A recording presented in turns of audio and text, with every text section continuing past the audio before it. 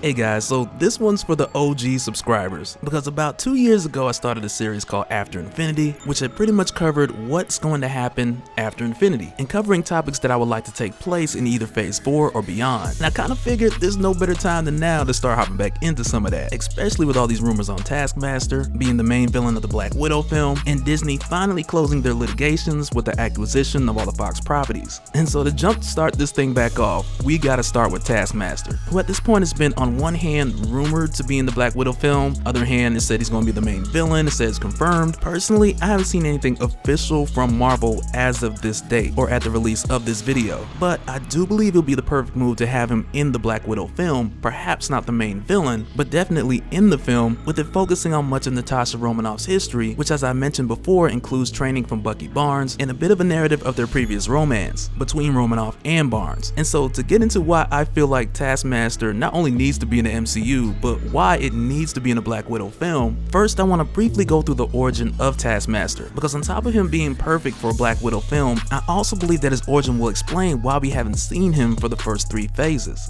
So let's talk about all this, but first, getting into his origin. His real name is Tony Masters, and he had discovered early on as a kid, growing up in the Bronx, New York, that he could master other skills just by watching them. And he picked this up early on from watching cowboy movies, then going outside and be like, whoa, I can actually do what I just saw. And he noticed that he could do the same with sports, playing instruments, and it was more so the difficulty of the skill that determined how long it would take for him to learn it. And through the years after discovering that he had photographic reflexes, he had later joined S.H.I.E.L.D., becoming one of their best agents, and on one of his missions with S.H.I.E.L.D., they had discovered a secret Nazi laboratory that was pretty much trying to grow a whole farm of Hitlers. And with the scientist who had led this laboratory had been shot in the crossfire, he had then explained to Tony that he created a super serum that would not only make the clones stronger, but also unlock their minds, enhancing their learning potential, which would allow them to absorb information at a much faster rate, hence making them super soldiers and brilliant leaders. And so for Tony Masters, he had seen that this serum was working because on his way into this laboratory, he had noticed other younger children who this had been experimented on,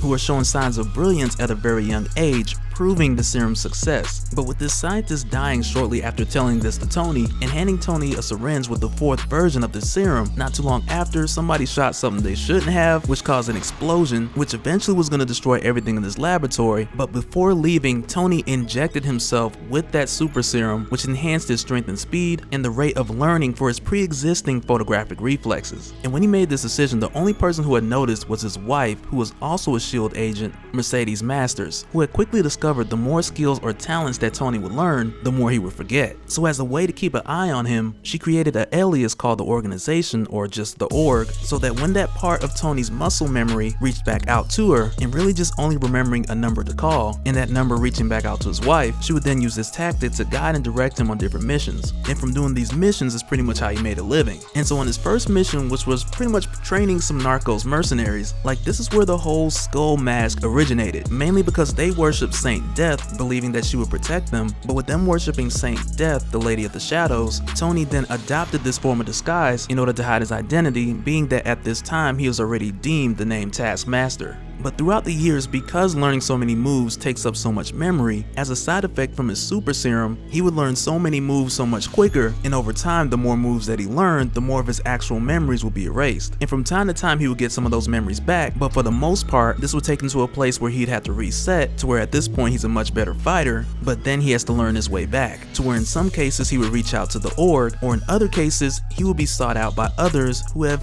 pretty much known him by the reputation that he has built. And most of the time those guys who recruit him aren't good guys. But this is one of those things that explains why we've seen him working with different people, whether it's the Red Skull, whether it's Hydra, whether he's working for AIM, because more often than not when he comes back he doesn't even know if he's bad or good. But with this inevitable loop eventually always happening, Tony's wife would use this as a method to guide him, but then also use the information that he would give her as a way to report intel back to S.H.I.E.L.D. And so now the way that I feel like this would fit into the MCU, and also do so with the tactics of showing us his photographic reflexes, revealing to us other characters that he's learned from that haven't been introduced to the MCU just yet. But as far as how they should do this in the Black Widow film, in my opinion, and stacking this on top of my previous talks on how they should also include include her history with Bucky Barnes, much like they teased in Captain America Civil War. And I got a link down in the description for the video where I go much more into depth with that, to where I pick apart the details of how the MCU has been setting up Bucky Barnes to be the next Captain America. And so in addition to that, where I feel like Taskmaster would fit in is first building on top of that history between Romanoff and Barnes, which eventually got him put back on ice when it was discovered that he was giving her lessons after hours. But if they were to take the narrative from there, which they have a lot of room to play with, because much of this history in the MCU isn't necessarily set in stone, I would say that it's from here that they can introduce the idea of bringing in Tony Masters to continue her training, which would be like your second act of the film or something. But throughout the course of this time with Taskmaster handling her training, there will also be the discovery of him giving information back to S.H.I.E.L.D.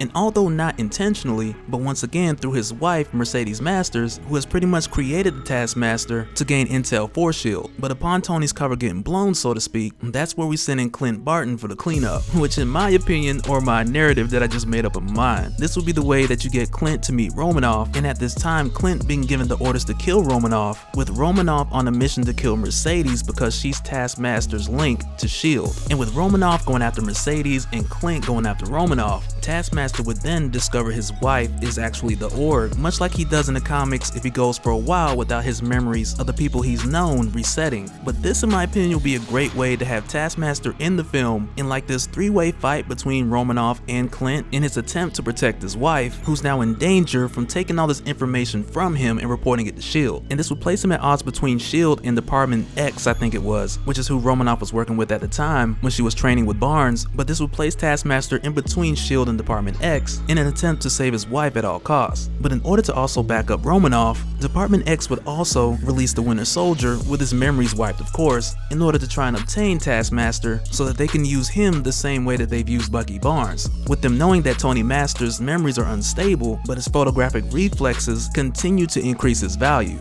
But I would say in the end that all this would pretty much conclude with Romanoff discovering that her target that was given to her by Department X was actually Taskmaster's wife, and with her discovering the history between Taskmaster and his wife, she then slows down Bucky, allowing Taskmaster to get away. And with Romanoff making this decision, and this being her first step towards doing anything good, Clint then takes Romanoff into S.H.I.E.L.D. and because she can't go back to Department X, she just betrayed them, and this is where she begins getting the red out of her ledger. And as far as Barnes, who's still controlled by the department, they just wipe his mind, put him on ice, and continue to use him as like a contract killer. And in the case of Taskmaster, who I'd say would hand himself over to S.H.I.E.L.D., who had helped him save his wife, but this arrest taking place because of Nick Fury needing a way to publicly stage his capture so that no one else would know that he had been working with Taskmaster all along. So for this reason, Nick Fury arrests Taskmaster so that organizations like Hydra and AIM and other people that Taskmaster has contracted for, they still don't believe that there's a connection. But of course, Nick Fury being Nick Fury, he would shortly after release Taskmaster so that he can continue doing what he does best, but also staging all of this in a way that would make it appear like Taskmaster had escaped from S.H.I.E.L.D. custody. And there you have it, that's my Black Widow film in my opinion. And it'll probably go nothing like this when it hits the screen, but hey, every now and then you gotta travel into the realm of speculation. But also one more thing that I wanted to cover a little bit.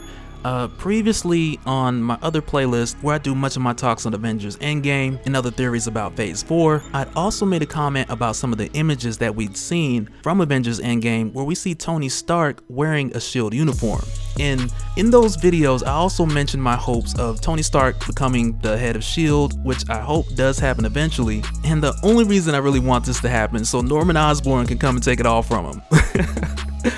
Is so we can usher in Siege and everything else, man. And we talked about before, like in the comics, this was originally done by way of Secret Invasion, with Tony Stark pretty much handing over everything to the Skrulls and Osborn making himself out to be the hero in front of the world and taking his spot. And so if this were to happen in the MCU, and either by Tony getting kicked out of his position, or, and here goes the Captain Marvel spoilers,